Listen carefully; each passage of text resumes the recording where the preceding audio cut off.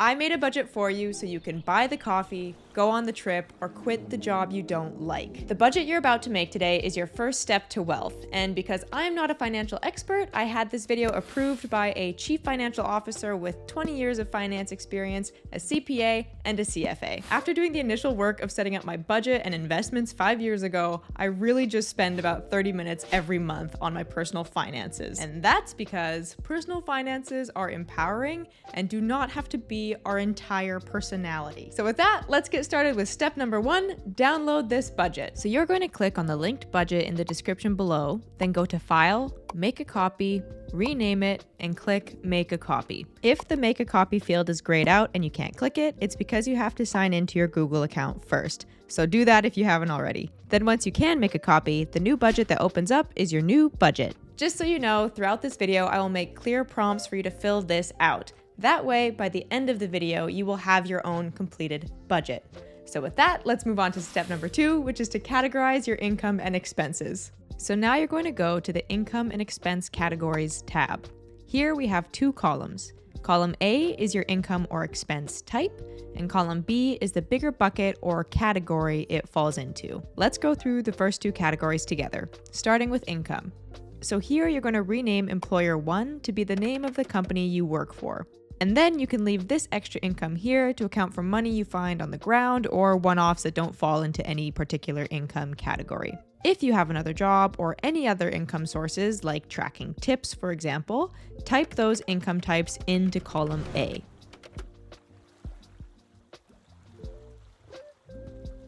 Now let's delete these rows to clean it up. Moving on to category 2, housing and utilities. Same thing as before, type any missing housing and utilities expenses into column A and delete any that are not relevant to you. Just so you know, you can always add a row by going to Insert, Rows, and copy and paste the relevant category.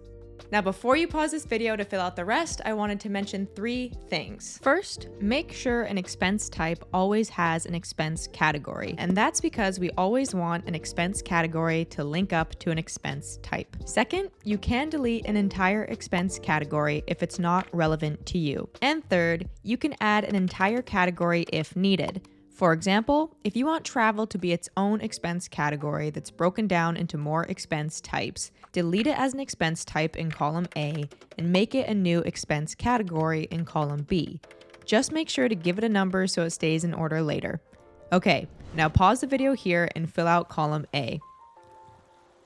Now let's move on to step 3, list your income and expenses. Now you're going to go to the Raw Data tab. On the first day of every month, this is going to be where you input all of your income and expenses from the last month. To input your banking information, you can A, type it in manually, B, copy and paste it from your bank statement. If you do this, make sure to paste values only so it doesn't mess up any of the formatting, or C, download your bank statement as a CSV and copy and paste from there. Let's do the first row together using a coffee from Starbucks as an example.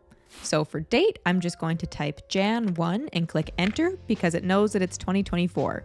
And just so you know, if you input a date outside of 2024, it will turn the cell red. In the expense column, I'm going to type out Starbucks. For total, I'm going to say it cost $10.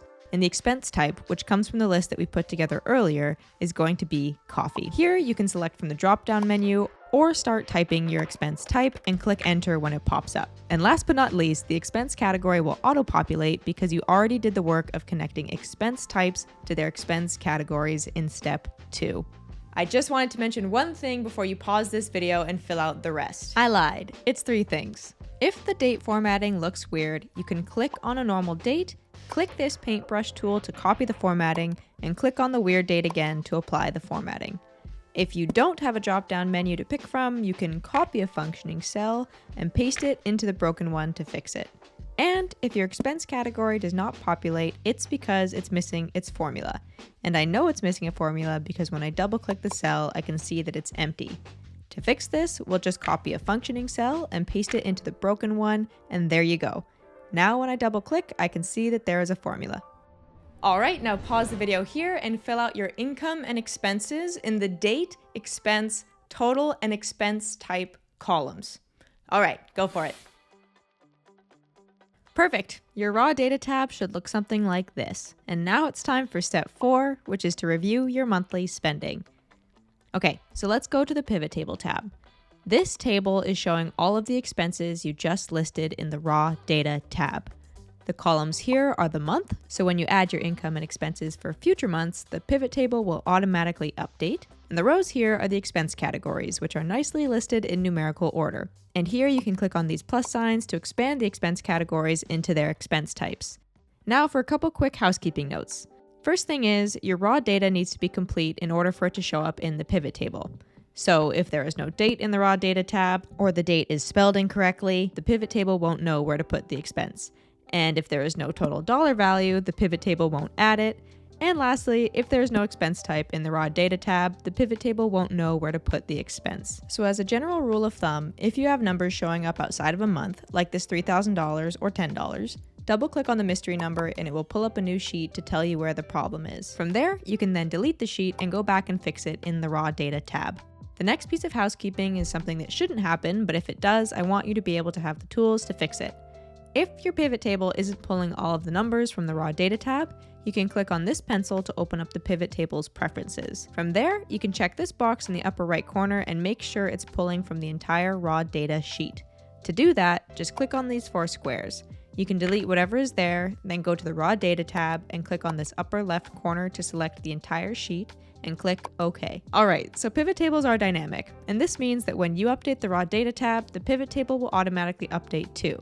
So now we're going to move on to the budget tab to see our static, non-moving budget that will help us with forecasting. Just a quick thing before I move on. If this video has been helpful to you so far, please like it and share it with your friends so that we can all take control of our personal finances and move on with our lives. Awesome, thank you. Resume. And now that we're here, the first thing we're going to do is go back to the income and expense categories tab, take a look at our categories and write them down in column A of our budget. And from there, you can delete any empty rows. Then we're going to go back to the pivot table, highlight the expenses from this month, copy them, and then paste them into the budget. And of course, we want to make sure the pivot table expense categories match the budget categories. Now let's talk about these last 4 rows at the bottom. Extra cash is just your income minus your expenses. So if you were to spend more than your income, this cell would be red because you spent more than you made. The percent savings is just your extra cash divided by your income, and the percent needs are your needs divided by your income. Let's say these are your needs. Now we're going to add in this formula, which is =SUM, parentheses, highlight your needs, close parentheses, backslash for divided by, then click your income cell and hit enter. And last but not least, your percent wants are your wants divided by your income. Same as before, let's say these are your wants. Now we'll add in the formula, which again is =SUM, parentheses, highlight your wants, close parentheses, backslash for divided by, click your income, and hit enter. Now we're just going to drag these formulas over to the right so it applies to all the other columns.